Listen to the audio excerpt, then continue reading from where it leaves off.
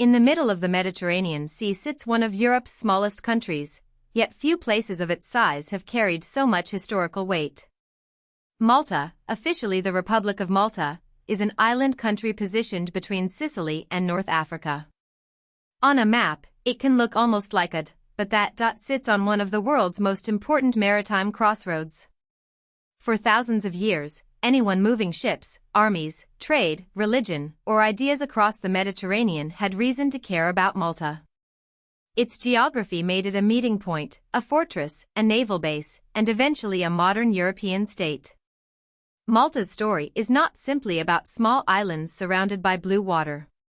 It is about how location can turn a tiny country into a place repeatedly shaped by empires, cultures, and global events. Malta is not a single isolated island in the simplest sense, but an archipelago. It lies about 80 kilometers south of Italy, 284 kilometers east of Tunisia, and 333 kilometers north of Libya. This position helps explain why Malta has often felt both European and Mediterranean in the broadest sense, with cultural influences arriving from north, south, east, and west. Its location between Sicily and North Africa gave it practical value long before modern borders existed. Ships crossing the Mediterranean could use the islands as a stopping point, a defensive base, or a place to project power into surrounding waters. In a region where control of sea lanes mattered deeply, Malta's compact size did not make it insignificant. Instead, it made the islands easier to fortify and strategically essential. Modern Malta is remarkably small in physical size. Its total area is about 316 square kilometers, or 122 square miles, making it the 10th smallest country in the world by area. Yet it has a population of around 574,000 people, which makes it one of the most densely populated countries on Earth. In fact, Malta is often described as a single urban region, and some sources even characterize it as a city-state. That description makes sense when you consider how closely connected its settlements are. Unlike large countries with vast empty landscapes between cities, Malta's communities blend into one another across a limited land area. This density shapes daily life, infrastructure, housing, transportation, and the way the country presents itself, compact, busy, and intensely interconnected. The capital of Malta is Valletta, a city with an unusual distinction. It is the smallest capital in the European Union by both area and population. But Valletta's importance is not measured by size. It is a fortified city with a strong historical identity, built to project strength from a small peninsula overlooking key harbors. Like Malta itself, Valletta shows how compact spaces can contain deep layers of history. Its streets, walls, churches, and public buildings reflect centuries of military planning, religious influence, and Mediterranean architecture. The city functions as the political and symbolic heart of the country, but it also serves as one of Malta's major cultural and tourist attractions. Valletta proves that a capital does not need to be large to feel grand. Language is one of the clearest signs of Malta's layered identity. The country has two official languages, Maltese and English. Maltese is recognized as the national language, and it gives Malta a distinctive cultural voice within Europe. English, meanwhile, reflects the country's more recent history under British rule and remains widely used in government, education, business, and tourism. This bilingual reality makes Malta especially accessible to many international visitors and helps connect it to global markets. But it also reveals something deeper. Malta's identity has never developed in isolation.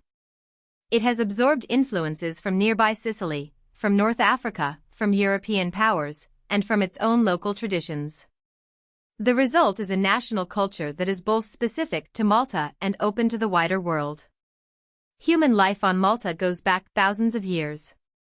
The island has been inhabited since at least 6500 BC, during the Mesolithic period. That makes Malta's story much older than most modern states, and it places the islands within the earliest chapters of Mediterranean civilization. Long before Malta became a republic, a British naval base, or a European Union member, people were living on these islands, adapting to their environment and forming communities. The Mediterranean was not a barrier, it was a highway connecting peoples and cultures. Malta's prehistoric settlement reminds us that islands can be both separated and connected at the same time. The surrounding sea protected communities in some ways, but it also brought travelers, traders, settlers, and conquerors who would continue to reshape the islands. Because Malta sits in the center of the Mediterranean, many powers ruled or influenced it across history. In antiquity, the islands were shaped by Phoenicians, Carthaginians, Greeks, and Romans. Each of these powers was tied to trade, naval movement, and regional influence. For them, Malta's value came from its position along Mediterranean routes. Later, during the Middle Ages, the Arabs, Normans, and Aragonese also left their marks. These successive rulers did not simply replace one another on a timeline, they contributed to Malta's evolving language, architecture, agriculture, social life, and connections with surrounding regions. The islands became a kind of historical archive. Layers of influence accumulated, sometimes through conflict and sometimes through administration, trade, and settlement. Malta's modern culture cannot be understood without this long pattern of overlapping rule. One of the most important modern-era forces in Maltese history was the Knights Hospitaller. Their presence helped define Malta's architecture, fortifications, and identity as a heavily defended Mediterranean stronghold. The Knights understood the islands as a strategic base, not just a place to live. Later, the French and then the British would also control Malta, showing again how desirable the islands were to major powers. Under British rule, beginning in the early 19th century, Malta became especially important as the headquarters for the British Mediterranean Fleet. This naval role placed Malta at the center of imperial strategy.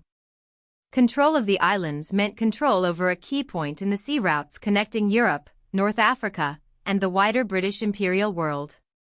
Malta's strategic position made it crucial during World War II. The islands were besieged by Axis powers and endured intense pressure because of their value to the Allied war effort. Malta served as an Allied base for operations in North Africa and across the Mediterranean. That role made the islands both powerful and vulnerable. From Malta, Allied forces could disrupt Axis supply lines and support regional campaigns, but this also made Malta a target. The wartime experience became a defining chapter in the country's modern memory, reinforcing themes that had appeared throughout Maltese history: endurance, strategic importance, and the high cost of being located at a crossroads. Malta's small size did not shield it from global conflict. Instead, it placed the country directly inside it. After centuries of foreign rule, Malta gained independence in 1964. This was a major turning point. The islands moved from being a strategic possession of larger powers to becoming a sovereign state. In 1974, Malta established its current parliamentary republic, giving its modern political system a clearer national form. Since independence, Malta has remained connected to international institutions. It has been a member of the Commonwealth of Nations and the United Nations since becoming independent. Later, it joined the European Union in 2004 and adopted the euro through the Eurozone Monetary Union in 2008. These steps show Malta's post-independence direction: sovereign but internationally integrated. The country's modern identity combines national self-rule with deep participation in European and global networks. Malta's culture reflects its long history of contact with different peoples. Its art, music, cuisine, and architecture all carry traces of foreign rule and regional proximity. Malta has especially close historical and cultural ties to Sicily, which is unsurprising given how near the islands are to southern Italy. But Malta has also been shaped by its position near North Africa and by centuries of Mediterranean exchange. Religion is another important part of this identity. Malta was an early center of Christianity, and Catholicism is the state religion. At the same time, the Constitution guarantees freedom of conscience and religious worship. This combination of strong Catholic heritage and formal religious freedom reflects Malta's balance between tradition and the rights-based framework of a modern European state.